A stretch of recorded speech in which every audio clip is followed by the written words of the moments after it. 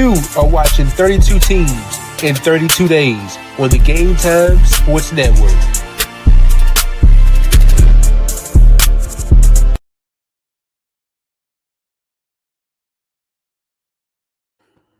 It's a great day, sports world. What's up to all the sports lovers, the haters, the addicts, and the fanatics out there? This is Larry Patterson for GT365. It's Game Time 365 Sports right here on the GTSN. That's the Game Time Sports Network. Got my guy Amon here. How you doing today, brother? I'm doing great, man. And we got a special guest, the president of Bowie Television, also the CEO of CWall Sports and Entertainment, Miss Candi CWall Waller. How you doing today, man? I'm doing well. How about you all? We're doing really great. Thank you for being with us once again. You could have been anywhere in the world, but you're here with us, and we appreciate that. Thank you So for 1,000%. asking me. 1,000%. it's a great day to be a Commanders fan and be in the building, huh?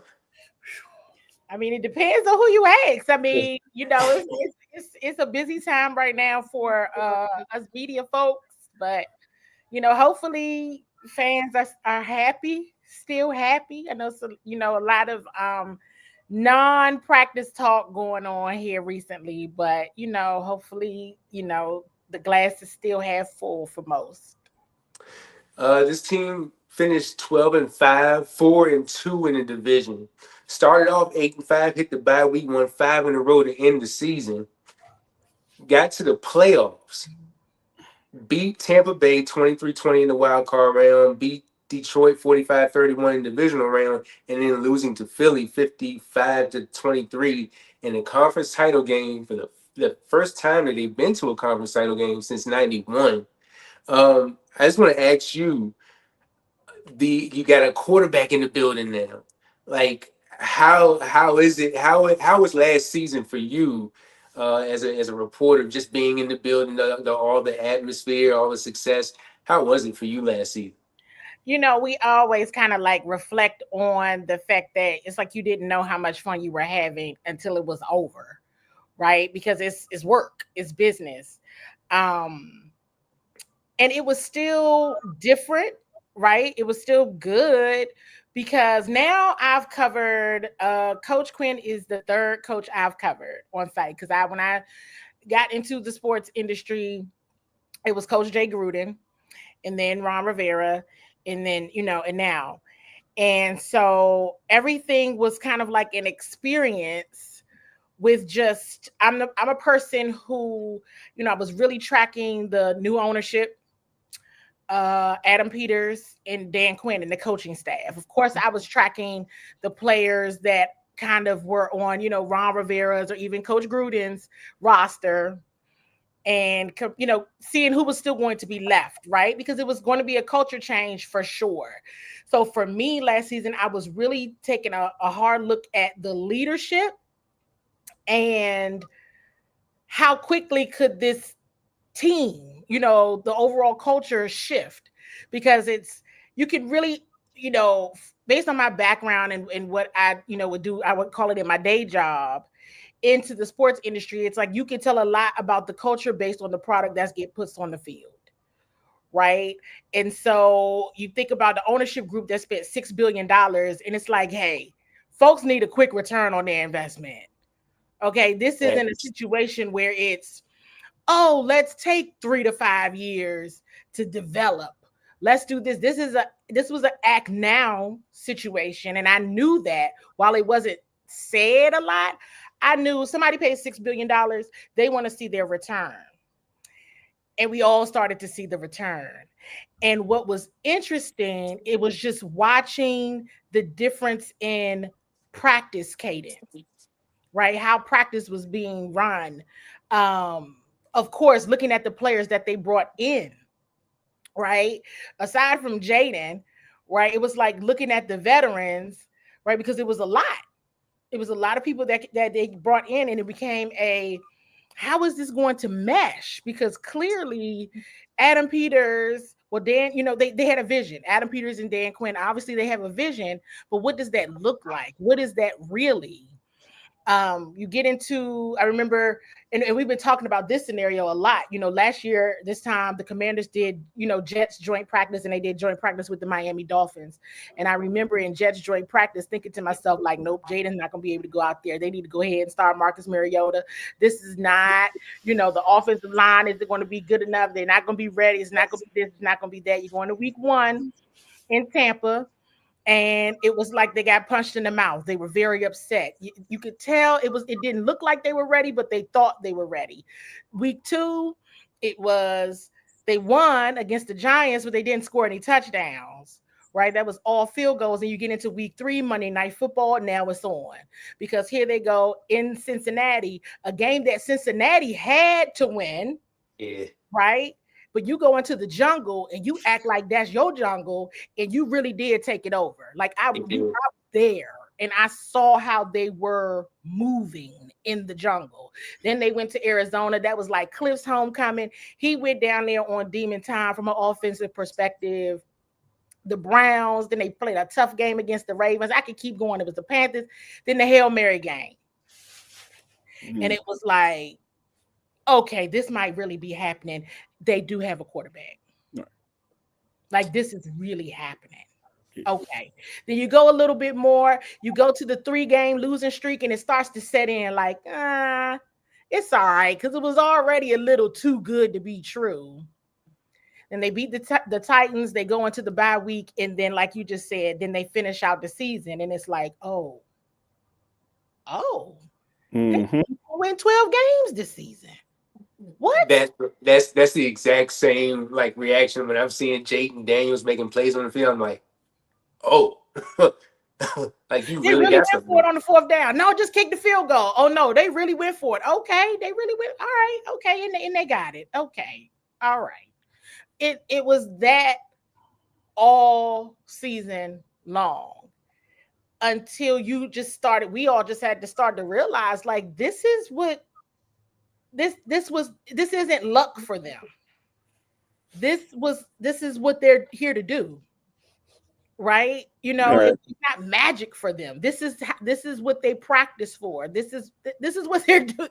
This is intentional, everybody.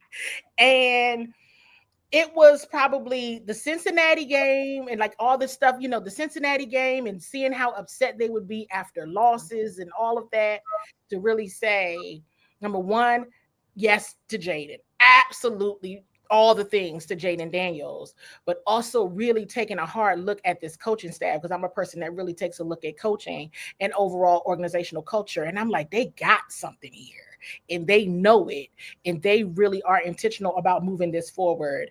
So you see other teams that do it, right? From keeping the coaching staff together. That's what they did this year. So we'll see what happens in year 2 of this staff being together. Yeah, they looking like they're putting the pedal to the metal on trying to get this thing turned around. Getting Deebo Samuel, trading for Deebo Samuel, if I'm not mistaken. How big is that addition? For Jaden this year, another weapon that you can use out of the backfield and out wide, and all the great things that he does. It's huge, especially if, the Terry McLaurin thing gets situated. It's huge. One of the areas where, as the season went on and we all kind of saw it, it's just you got to kind of get tougher, right? You that physicality is a real thing at every position. And there were certain times that just from a overall receiver, even running back position, they just got beat. Right, it was just a physical. They just were losing their matchups. It must, it's part of the scheme. But you also got to beat the person that you're supposed to, and some of that, it gets physical as well. And we know within the NFC East, it's very physical, very, very physical. This is a tough. I mean, part of even having home field advantage, or when you got to win your division. Right. If you want to make the playoffs, you got to first win the division, try to get home field. So they got to go through the division. And right now the league kind of goes through Philadelphia. So that's who you have to beat. And the Commanders saw them in odd 3 times. Mm-hmm. Right? So you got to anticipate, you got to deal with that kind of ruckus all season long. So that's what you have to prepare for every single team that you match up against in terms of just beating your opponent. And I think that Debo is tough. I know a lot of people are saying, oh, he's fat. No, he's not. I see him all the time. No, he's not. And if he's out of shape, my goodness, what does he do when he's in shape? Because that's crazy. If that's what he's doing when he's out of shape, he's not, you guys. He's not out of shape at all. But you can use him in so many different spots, and he will succeed. You could, and I always would go back to this in when San Francisco, because that was always a team I would watch anyway when they would be in the playoffs, and he would be returning kicks. Debo can do a lot. He can do everything. It's Swiss Army knife for them. Anybody. Absolutely. And if in terms of, he could be an extended member of your offensive line as well, because he can block his behind dog. Yes. So, he's with it. He can read defenses. Excellent. He's excellent about that. And he's teachable. And it seems like, his teammates love him. He is a team favorite for sure already. Well, you got a question? Yeah, I got a question. I'm going to stick with Jaden here. We all know Adam Peters, he picked them at number 2 overall last draft cycle in 2024. I have a question about Cliff Kingsbury. How has that relationship grown from year 1 as Jaden being a rookie to where he is now going into his second camp? Because the steps that he's taken from his rookie year, and he probably had one of the best rookie quarterback seasons that I can remember since I've been on this earth. So what has the difference between Jaden in year 1 with Cliff Kingsbury to Jaden in year 2 with Cliff? What are some of the differences you're seeing just being there on the sidelines, seeing him interact with the team and run the offense for year 2? So what are some of the big differences that you're seeing? I'm seeing confidence, right? Last year, this time, of course, it wasn't there. He was still very much a rookie, right? And still very much learning. Now you just see that confidence level, his gone up, comfortability overall, the ability to just go up and ask questions, have conversations, wanting to proactively understand what went wrong, or proactively say, hey, that's on me, my fault, I'm sorry, I did this or I did that. He's about corrective action and understands that it starts with him on the offense. And if something's not working, they talk about it. He and Cliff and the other quarterback coaches as well, Coach Davita Pritchard, Coach David Blau, they really are supportive with Cliff when it comes to overall play calling and just overall just techniques and what they're learning. I see them doing a variety of things, and I'm like, well, what drill is that? But it's all about getting stronger and being more agile, I feel like, is what I'm watching, right? Being more agile, being more quick, hand-eye coordination. I'm seeing a lot more different types of drills that I had not seen before that they're doing and helping with those things, even just protecting the football, right? When to stay in the pocket, when to throw it out of bounds, when to go for it. Because, sometimes with Jaden being the competitor that he is, last year he would just go for it. And he would get it, but not with everybody without holding their breath, like, oh my gosh. Oh, whoo. Okay, he made it. All right. Woo. Yeah. So it's just like, and I think it's just that trust building, which I go back to that week 3 being there were moments where, and I'm laughing a little bit, but it's like where it was clear that Cliff was trying to get something and Jaden was like, no, do it like this. And he would say, okay. And they would roll with it. And it worked. He would just be like, no, go. And you'd be like, is Jaden? Did Jaden just tell Cliff no? And he was like, yeah, he did. Oh, all right. But it worked. And they would confirm that. I mean, it was just that building of trust where it's not offensive. Sure. These are competitors. They want to win everything they do. And it's building that trust of they see something out there. They feel like Cliff missing it. Cliff saw something out there. They might have missed it, and they're able to trust one another and just go for it. Absolutely. That's great. That's great that you can get that out of a rookie quarterback to take that command like that So going down in the stretch in future years like that, that's how you know he got that killer mentality. Mm-hmm. You know, to, like you said, to change the play and say, no, we're not going with that versus, okay, you know, I know it's not going to work, but we're going to go with it anyway. That's what you want to see out of your franchise quarterbacks. Yeah, and I mean, and he listens to his teammates too. That's one of the things that I know he and Terry would connect on, or even with he and Marcus Mariota, right, would connect on. What you know, in the Washington Commanders franchise, I always like to highlight the fact that there is no quarterback controversy. Let's be very clear. There were 4 quarterbacks last year, and there are more than likely be 4 again this year, right? They had 3, right, with Jaden, Marcus, Jeff Driscoll, and then one of his bestest friends, Sam Hartman, was on the practice squad, right? And they came in together. Remember, there's a time when you got rookies, quarterbacks in the same year. It's a fight. It's a battle. It's not that at all, right? And so Marcus Mariota has been so instrumental in just Jaden and the offense overall, and just being able to communicate if he sees something that they all don't see. And if Jaden needs another kind of pep talk or just advice, it doesn't always have to come from Cliff. It doesn't even have to come from Coach Quinn. They could do player to player, feedback in real time as well. They're not waiting to go back to watch the film. They watch the film, but if they see something in the moment, they're gonna try to correct that play to play. You traded for Larry Tunsil. So I feel like that's another key addition to that offensive line. Tell me about how you feel about the key addition to Laramie Tunsil coming over. Monster. I mean, straight up. Whoa. Okay.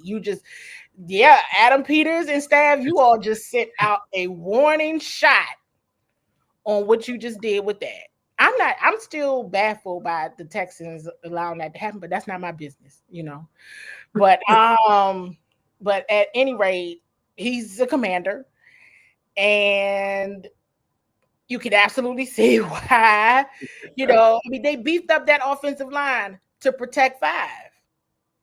I mean, you saw what he did with the offensive line last year, which completely, again, going back to what I was saying earlier, like, oh, he can't go back there. That offensive line, in my opinion, did a tremendous job. Shout out to Coach Bobby Johnson. They did better than I thought they would, and they just corrective action. They just get better and better, and they got better with this roster as well. And then you look at the depth that is now there at offensive line. So Laramie Tunsil was huge, just a huge asset to the offense, a huge asset to the line, a huge asset to Jaden's success and the overall the success of the run game.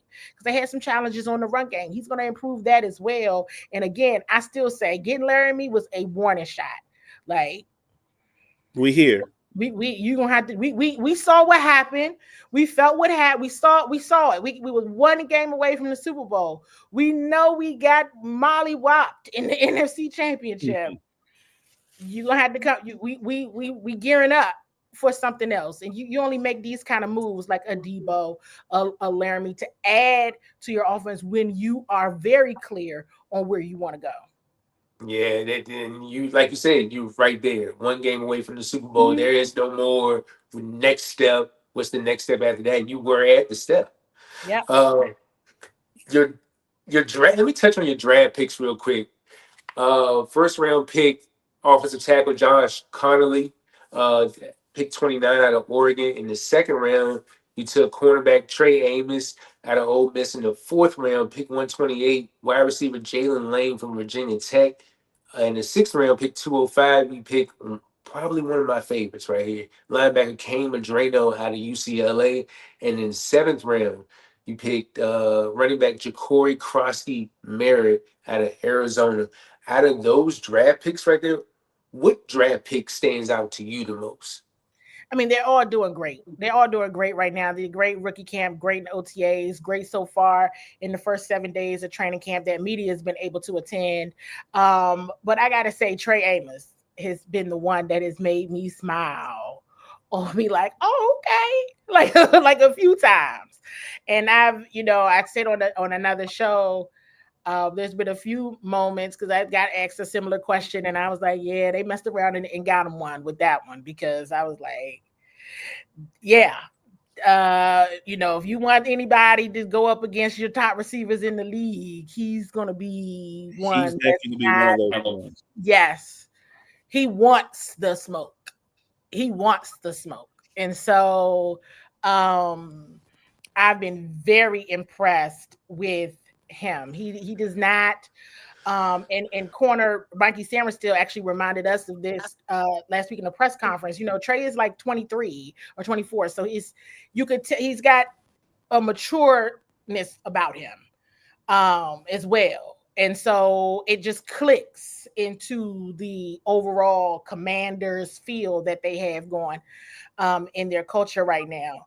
And so far, he has caught my eye a number of times. They all have. They've all made plays. I've been impressed with all of them. Jalen Lane, who will more than likely, I'm thinking, will be their returner. He's made some plays for sure.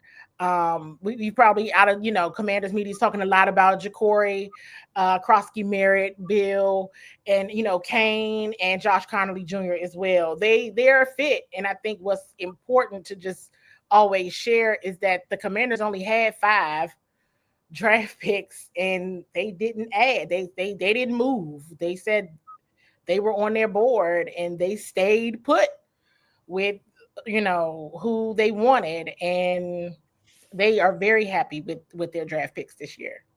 Gotcha. I do got another question for you, Miss CWall.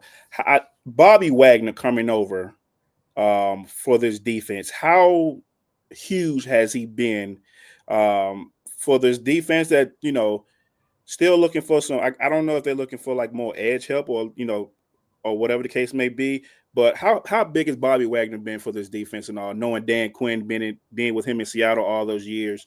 How important is he to this defense? And also in Seattle, Ken Norton Jr., linebackers yes. coach Ken Norton Jr. Bobby has been huge. He, I remember last year when he came, everybody's like, "Oh, he's old, he washed up." No, he's not. You know what I mean? Like, just stop, everybody, stop, right? He's been tremendous for the defense. He is so smart. And it's like he consumes game film. He knows. I remember, and it could have been, I think it was in the Carolina game when the Commanders against Carolina Panthers last year, definitely against the Bears, where I noticed he knew. It was like he knew every play. It was like he knew. And I talked to him about that after the Bears game. Not so much about the Hail Mary, but just, I've been watching, him, and talk about different things. But that's very much a part of his repertoire. That's why people want a Bobby Wagner. He consumes information, and he's very observant, and he's a heck of a linebacker and just a football player. He has a quiet leadership. He's not like a yeller. As Coach Quinn has told me, he has standards. He's extremely disciplined, and he just supports. He just helps. Going back to the point of the 3-game losing streak that the Commanders had, right? They had this, they lost to the Steelers kind of at the, late. They lost to the Pittsburgh Steelers. They had a short week against the Eagles. They held their own until like the last 8 minutes of the game. And, that kind of went downhill. And Jaden was still hurt at that time as well. And then they came back, 10 days later, and they lost to the Cowboys. Mm-hmm. And going into the game with the Titans, you all may have, heard this story. Bobby Wagner asked Coach Quinn if he could talk to the team. That's not typically something he does. He talks to people. And of course, he talks in his position groups, and he kind of leads that way, right? But he wanted to address the whole entire team. And that shifted not just that week, but it shifted the team's mentality for the rest of the season. So they will forever say, we got a joke, call it Bobby Wagner week, when they was going into that game. But it was like he was able to, whatever he talked about, whatever he shared with the team, it literally shifted their mindset for the rest of the for the run. Right. And it was him. It was him. And so for someone to be able to show up in that way, and I've seen even on the sidelines during games where players get really frustrated with something and he rushes over, talks to them, gets them together, and he go to do his thing. And so he's a leader, a true leader, and the team is very blessed to have him. Yeah, I felt the same way last year. I know, like you said earlier, everybody say he's old, he's 34, 35. I said, listen, guys, he may be up there in age, but his play on the field doesn't reflect his age at all. So when he first signed with the Command, I was like, okay, they got somebody in the middle of that field that's going to command the defense, going to put people in their right spots, and also be a mentor to the young guys on that side of the ball as well. So I thought that was an amazing signing by Adam Peters and Dan Quinn. And one more guy I want to ask you about before I turn it back over to Larry. Marshawn Lattimore coming over, during the season last year. We know Marshawn had, he was great in New Orleans. How do you think, Marshawn Lattimore impacted that side of the ball, being the wily vet that's been in the league for some years? How has he been, how has he impacted that side of the ball? I think he impacted it in a positive way, but he was still injured. That was one of the things that, Adam Peters even reminded us about. When they traded for him, he was hurt. And they got him right for his homecoming game against the Saints. But he was dealing with an injury, hamstrings are tricky. So his mentality, it's fantastic. He's another one. He's not ducking. We call it in the DMV. He's not ducking no wreck.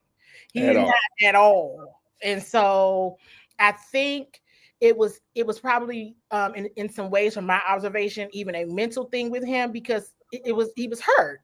And it was like he couldn't do all that he wanted to do and knows that his body still can do because of the injury. He feels great. Now he's been talking to us about that. We pray and hope that continues.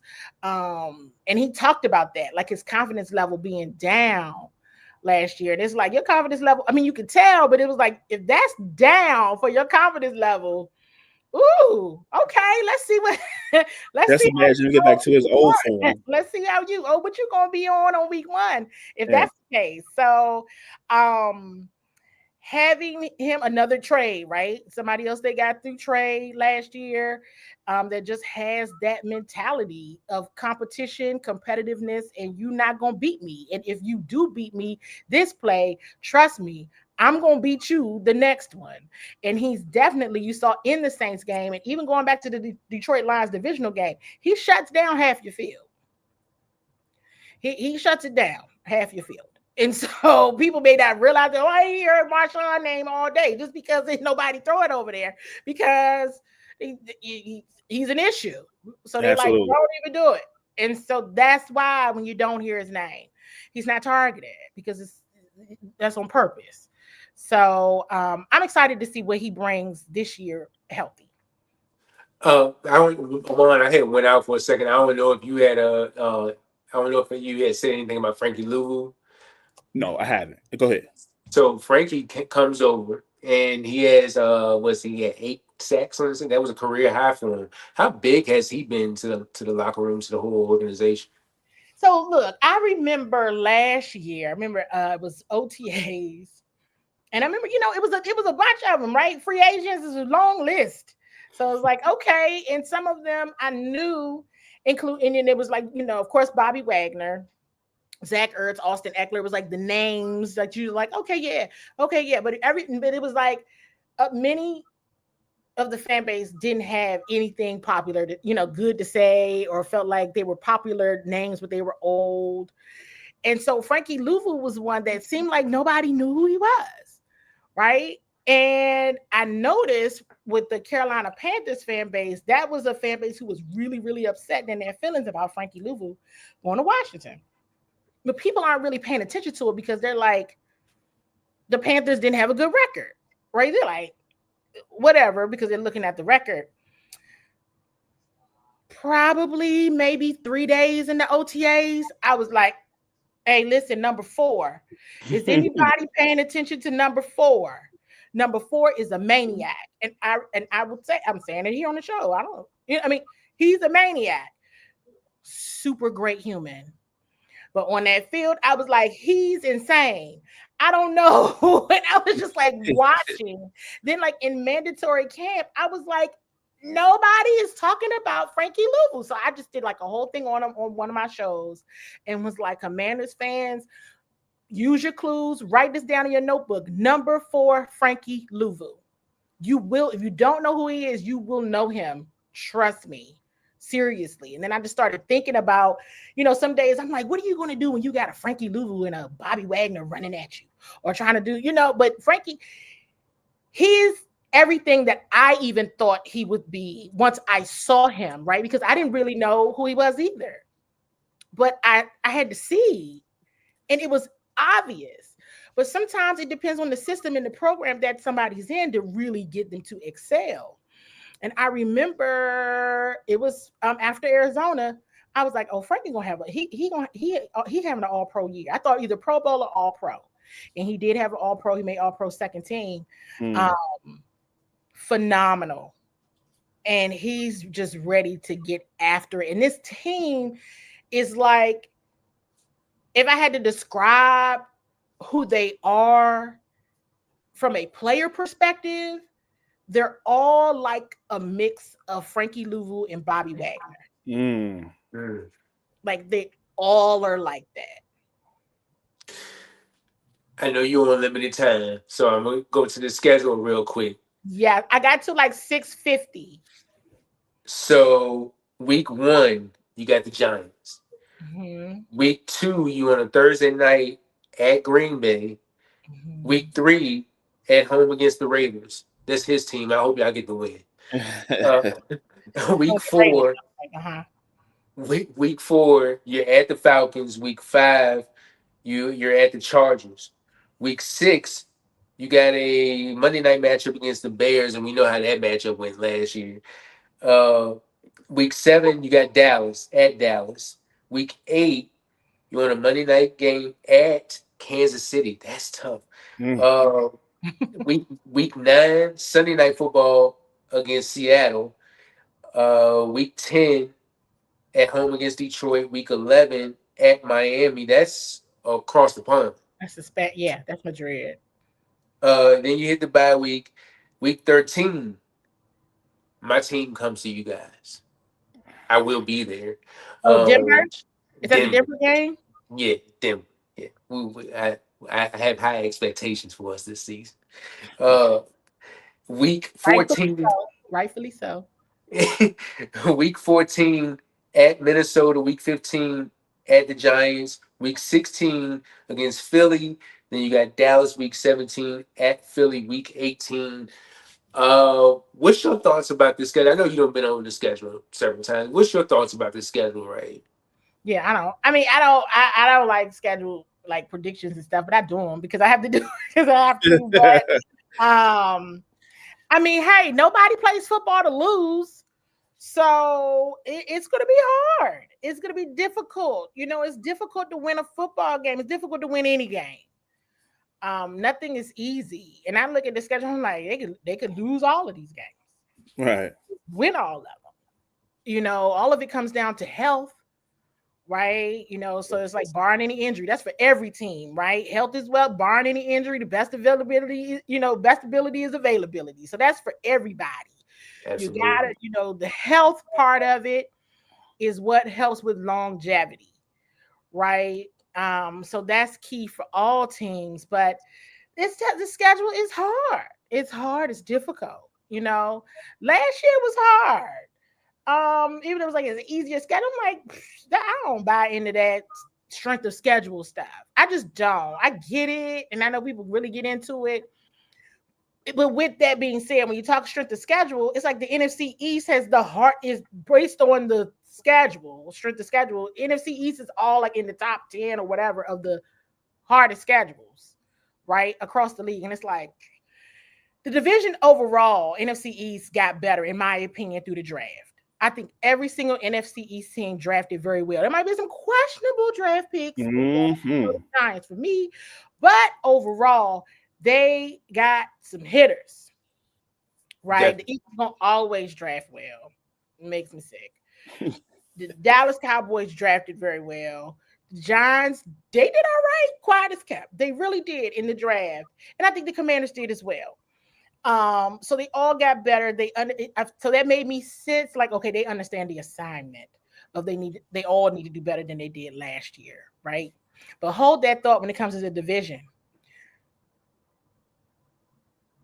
The Falcons, the Bears, and the Detroit Lions, there's no doubt in my mind that they are all out for blood, and rightfully so. Okay, because we know how the Bears game went down. Right, that's why you just mentioned they on Monday or Monday night football. They on Monday. Okay, all right, and put that on prime time after last year. Good grief. You did that to Caleb in his hometown, and now it's a mess. All right, here we go. So we know, and also Ben Johnson is their head coach now. Because let's all keep that a buck. The Cliff Kingsbury, the Ben Johnson show in the divisional round, Cliff all day. So I understand there's some bitterness there. The drama, the suspense. It's really suspenseful. I have a whole script written out. I'm just playing, but hey, I'm sure Dan Campbell is like, I'm going to figure out how to beat Jaden Daniels. Because see, I watch pressers of the opposing team as well. And that week, I remember watching Dan Campbell's nonverbals as he was talking about the very dangerous weapon that the Commanders had. And they were like, who is that? Jaden Daniels. And I was like, ooh, Coach Campbell feels some type of way about Jaden. Look, oh, okay. And that's when it really dawned on me, like, people are afraid of him. Like, they're thinking about this very differently because of him. Oh, my goodness. And then you all saw what happened. Right. I know he's coming to Northwest Stadium with a chip on his shoulder for sure. As is Jared Goff and everybody else, because the Commanders defense dogged them for real. The Commanders defense hadn't gotten their goal of 5 turnovers all season long, and they got it in that game. That's a good game to get it in. They got it in that game, and they made them look pretty bad out there, and they had, and they had been through a lot. That Detroit team with injuries and everything, but hey, so I'm sure they're going to have a chip on their shoulder, as will the Atlanta Falcons, because the Commanders ended up beating the Atlanta Falcons, keeping them. Well, they could have still made the playoffs, I think, if they had won the following week against Tampa Bay, but the Commanders beat them in overtime, and that's how the Commanders got into the playoffs, solidified their spot. So I'm like, you already got 3 teams. You got the division that's always an issue, right? And that's going to always be difficult to win the division. Then you got these 3 teams that are coming back with revenge on their minds, because you kept them out of some very important spots. You left you got them. You really got them. And so they met. The other game that I have circled on my calendar as a sleeper game is actually your favorite team, Larry. It is the Denver Broncos. Nobody's paying attention to the Denver Broncos. Let me tell you something. I watch way too much football. I actually really know what I'm looking at. And it was during the Fanatics Fest when someone asked Jaden Daniels which game or which corner he was looking forward to, or which game he was looking forward to. And someone guessed, was, Kenyon Mitchell. And he was like, oh, no, that's a good answer. I mean, of course it's a good answer. You see him twice a year. Last year you saw him 3 times. Cool. He said, I'm really looking forward to Pat Surtain. And I said, listen. And it's still Commanders fans that tell me all the time. They're like, oh, we're not paying attention to the game. You may want to. Because the Denver Broncos are very good. And I like Bo Nix. I like Bo Nix a lot. And Pat Surtain is, I work in this space, but if I was going to decide to be a fan for a moment, it's going to be over Pat Surtain. I am a a defensive back such as himself. That right there. Now, again, let's all hope this Terry McLaurin thing works out, because I'm like, ooh, because that's all I've been talking about. Yeah. Let's see what happens. But fans aren't paying attention to that game, and I got that one circled. for sure. Mhm. So I've named about 8, 9, 10 games that I'm like, these are hard games. Not, and the ones I didn't mention doesn't mean that they're not hard, but these are games that are meaningful. All of them mean something, right? As we saw, and this is a team with the Commanders. They care about seeding. They told us that they were like, we want the 6th seed. We want it. And they've also communicated they want home field advantage, where you only get home field advantage if you win the division. And that just might be one game, depending on where your seeding goes. If you want home field advantage for your whole entire time, you got to be the one. Absolutely. Absolutely. We'll see what happens, but that's my rundown of the schedule. Think of me at the Denver game. I might wear my mink coat that day. I joke about I'll look for you. I'll be out there somewhere. Yeah, I'm excited about that game. Amon, you had a question about Terry McLaurin? Yeah. Of course, I know Ms. CWall, you got to go. You got to get out of here. But we'll make this real quick. I know, some news came out that he's, quote unquote, requested a trade or whatever the case may be. We hope that situation gets resolved here quickly. But how important is it for Scary Terry to be in DC to help Jade's development, because that seemed like that was one of his go-to guys last year.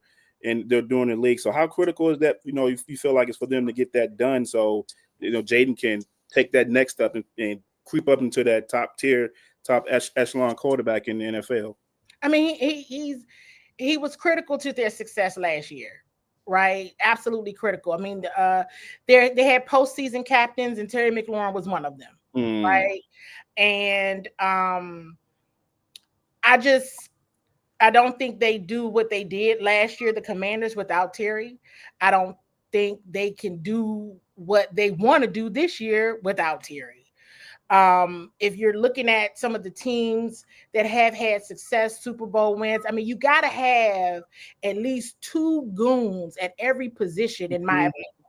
It's nothing wrong with having 2 number ones or a 1 and a high 2 as your receiver. It's nothing wrong with that. It shouldn't be, because you either got to have that in your receivers or your tight end or your running back. You got to have it. You got to have it, in my opinion. And, of course, your whole lines and everything got to be stacked. Again, word to the Philadelphia Eagles, right? They show you that. And I mean, he's critical to the success of the team. And not just Jaden, but the success of the team. You got to have him as a go-to, because then it just makes it so difficult for teams to plan. What are you going to do? Are you going to go Terry? You're going to go Debo? Noah Brown is healthy. So, sometimes Noah, while he only had the Hail Mary touchdown, funny enough, Noah was good for getting PIs. We could never figure it out. Like, is it his hair? Like, what is he doing? Like, is he drawing PIs? Like, it's an art. It would work. And you'll be like, whoa, like, no, it's always. And so you see, and then if you get Jalen Lane involved, that's cool and everything. But you really got to have receivers that a defensive coordinator is going to be like, now that's just too much. If you got a stout offensive line that improves your run game, right? You may not have all the stars at running back, but you have an effective run game. When B-Rob would go out, Austin Eckler would go out, they still got touchdowns and they still got run yardage. So you got a better offensive line that'll help your run game. You still have Zach Ertz, the security blanket that is Zach Ertz, who was a key win for that Atlanta Falcons game, a key person for why they won that game. And then you have a Debo and Terry, and you need them. And he has that mentality. He can fall in and make something happen when it needs to happen. You saw that in the Cincinnati game. You saw it in the first Dallas game, even though they still lost. You saw it come up in so many different points, and he was key to the last minute of the season when they did beat Dallas, but that was with Marcus Mariota. Even still, Terry is a key asset, and they do need him, I believe, especially right now. They just got to go, Absolutely. Go with it. Missy, you want to play more or less real quick? Sure. All right, so Jaden Daniels, 3,568 yards and 25 touchdowns. Does he go more or less than that this year? That's what he had last year. Yeah, as far as in the pass game. More. You said more? I give him more. Oh, He got better for offensive line this year. Mm-hmm. oh, just to add on, 891 rushing yards as I well. know it was the rushing yards number that I was like, he almost rushed for 1,000 yards. That is insane. More or less. This year, rushing yards. I'm gonna give him. It should be less. Okay. It should. Assuming Terry McLaurin is on the team, which we're hoping. He had 1,096 yards last year and 13 touchdowns. Now, in 5 straight seasons, he led the team in targets, receptions, receiving yards. Does he go more or less than that this year? I still I think I would still have him. What was the yards? 1,000. 1,096. I would still have him for more and more touchdowns. Okay. Mike Sainristil. Mm-hmm. 2 interceptions last year. Now, I mean, he's my mom. That's your guy. He's a Michigan guy. He had 2 interceptions. You think he goes more or less than 2 interceptions this year? More. I get him more. He don't have more this year. Mikey is killing in camp. Daron Payne. Mm-hmm. Last time he had double-digit sacks was 2 years ago? Does he have 2 straight seasons of 4 sacks? 4 sacks last year. Does he go more or less than that this year? I might give him less. Okay, and Bobby Wagner, 132 tackles, more or less. I'll give him more. It's being nice. I mean, not less. He gonna have at least 100. Yeah, at least 100. He gonna have at least 100 because that's just Bobby. He hasn't missed a season of 100 plus tackles yet. He'll have at least 100. Yeah. Messiah 650. Thank you for your time. Thank you. We really appreciate it. We made it right there on the deadline. Yeah. Thank you. We hope to have you on here once again one day. Yes, just let me know either before the Broncos game or at the Broncos game. Let's see what the schedule is. What week is that? That's after the bye. That's Thanksgiving weekend. Okay. Yeah. So I want to say it's like right after the bye or before the bye. It's after the bye week. Yep. We appreciate you, and go Broncos when we get to that game. Go Broncos. Thank you very much. Thank you. You all are welcome. Thank you for having me. Have a good night. You as well. Too.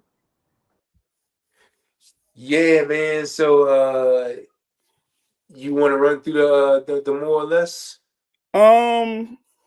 Yeah, we can. I can run through it. Yeah, that's cool. All right. So Bobby Wagner, 132 tackles on the season. You think he get more or less? I think he gets probably right around the same, maybe a little bit more. Yeah, I actually believe he will get around the same, maybe a little bit less. I'm in that 120 range, but if he does have that 130 to whatever, I wouldn't be surprised at all. I do think Daron Payne gets more than 4 sacks. Yeah. I don't think it'll be double digits, but I think it'll be somewhere up there, past 4. Mike Sainristil, I know you going past 2, and then Jaden Daniels more than the 3,900 yards that he passed last year, and who was the other one? Terry McLaurin. I think Terry McLaurin will get more than that as well.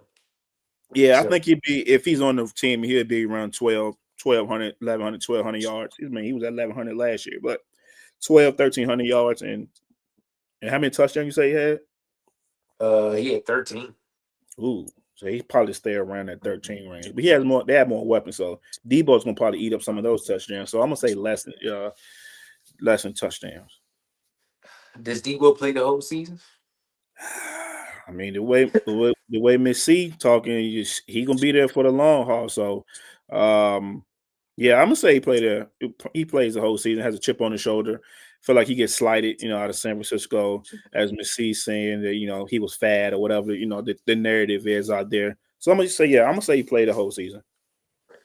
I think we did a good job of covering everything Yeah, on the boards. yeah, man. I was super excited for this one. Yeah. I think we just about done. 50 minutes, man. I think we did good. We got one more NFC East team. That's the Philadelphia Eagles. We'll touch on them tomorrow. Amon, you got anything else before we get up out of here? No, man, I got nothing else, man. Like I said, we know we got a couple trade requests that's been sent in the past couple of days. Hopefully, for the team's sake, they can get something done. If not, man, we're curious to see where these guys end up before September 7th, week one. Well, September 4th, week one, technically, but for everybody else, September 7th, Sunday at 1 o'clock. That way, everybody else will kick off. So, yeah, man, I'm trying. I like the way these players are, saying, hey, they're holding these organizations to the fire. Say, hey, give me my just due. They want one bite at the apple. Of course, in Michael's situation, probably two more bites at the apple. He want to be one of the guys, the cornerstone guys in the league on the defensive side of the ball. And I hope both of these guys get what they deserve. So, I mean, it's going to be interesting to see the next past couple of weeks what really unfolds. Who gets signed first, Micah or Terry? It all depends on where they're at. Depends on where, hey, where we listed off a couple teams that Terry may want to go to or what could be destinations for him. But if I had to pick one, I'd probably say, because I've truly believed that this Micah and Jerry thing is done. Like, it's super done. It could be a ploy just to, make Jerry make a decision. But, when you do what you did, you come out on Twitter and say this, yeah, I think you're done. So I'm going to say Terry gets signed first if I had to pick one. Because like Mr. said, he's too valuable to that team. I'm going to say Micah too. No, I'm going to say Terry too. Michael probably, and betting odds probably about 3,000, plus 3,000 for Michael. Yeah. You know how Jerry Jones do business over there, bad business. Yeah. But man, we'll see, man. He's holding that feet to the fire and say he won out. I mean, like we talked about, yesterday or was whatever day Rob was on with us, that Khalil Mack package back in 2018. Yeah, you're gonna be looking at that. In return, will they get that? Of course, somebody will pay it, and then you got to pay him on top of that. So, yeah, man, the next couple of weeks is gonna be very, very interesting. You said that was 2013. 2018. 2018. So yeah, that I remember that trade too, and I didn't think something like that was going to happen. Like those superstars, it's very rare that those superstars get traded, and it's like once it happens, it's like, oh no way. But there could be a chance that both of them, could possibly get traded. I know one of them's going to stay, and one of them could be gone. Who knows? But that's it for us. We'll see you guys tomorrow when we talk about the reigning defending Super Bowl champions. So, Mon, if you ain't got nothing else, we are out of here. See you guys tomorrow.